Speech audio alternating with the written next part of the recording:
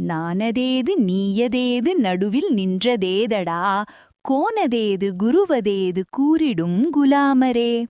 ஆனதேது அழிவதேது அப்புறத்தில் அப்புறம் ஈனதேது ராம ராம ராமவென்ற நாமமே. இந்த வரிகளில் நான் என்றும் நீ என்றும் நாம் பிரித்துக் கொள்ளும் அடையாளங்கள் உண்மையில் எது என்பதே தெரியாத மாயை என்பதை கூறுகிறது.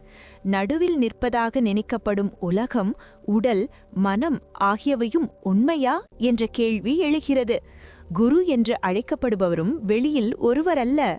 அந்த உண்மையை உணர வைக்கும் உள்ளுணர்வே குரு என விளக்கப்படுகிறது. பிறப்பு, அழிவு, முன் பின் என்ற கால கணக்குகள் அனைத்தும் நிலையற்றவை.